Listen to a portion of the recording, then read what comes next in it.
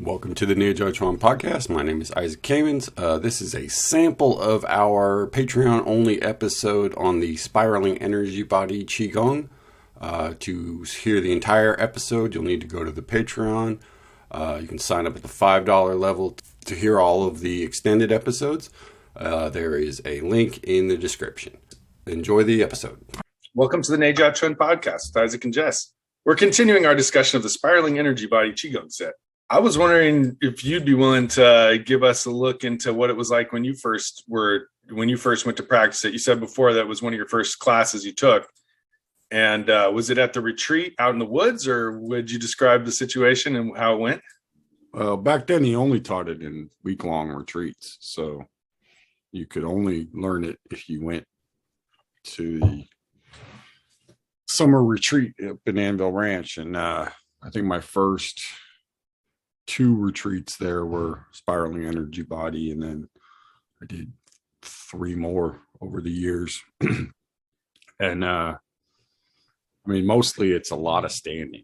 You know, I think everybody's first impression of it is it's a lot of standing, and it's standing in a very peculiar posture because not everyone is weird, but I mean, everybody gets their own posture, and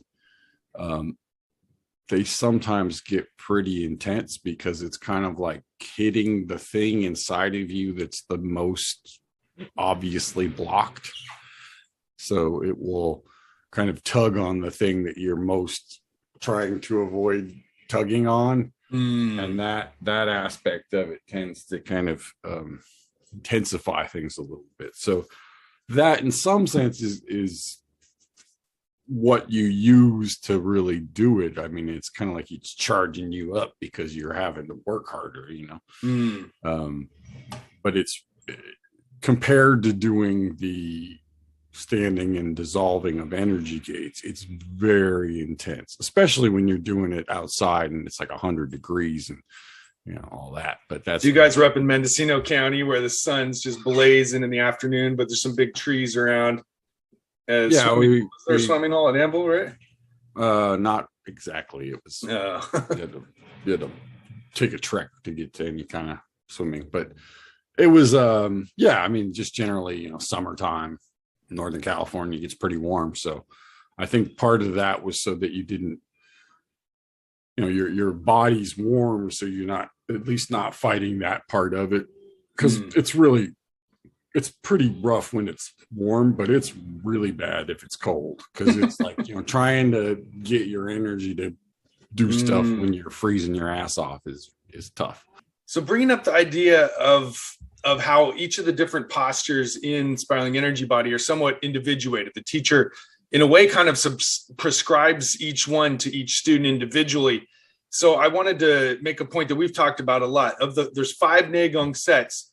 3 of them are set up with exercises that everyone does the same.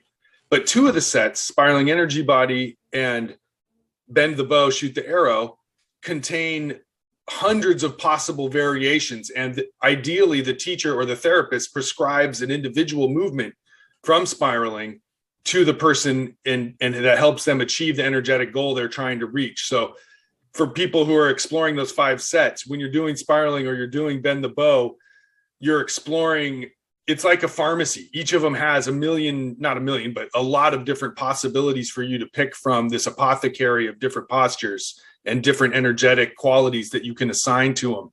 Whereas the other sets, Opening the Energy Gates, Heaven and Earth, Gods in the Clouds, those have a series of moves that are quite well documented, that everyone follows the same outward movements. It's like a medication. You have sort of over-the-counter ones and you have prescription ones, right? So the over-the-counter ones are the energy gates, Heaven and Earth and Gods. Right. Okay. And the prescription ones are Spiraling and Bend the Bow. And quite honestly, if you don't have access to Bruce, I don't know how you're going to get the postures. I mean, I've been doing it for 30 years. I don't have the slightest clue how to do it. I mean, so how to assign postures to someone. Yeah. I mean, doesn't he always say he looks at all your 3 Dantians or something? I've heard him say. He does say that, but it's something, I mean, I know what it feels like to have him do it, so I can kind of relate to it on that end of it. But how you would do that to someone, I don't, like I said, have the foggiest notion how you would turn that into a posture.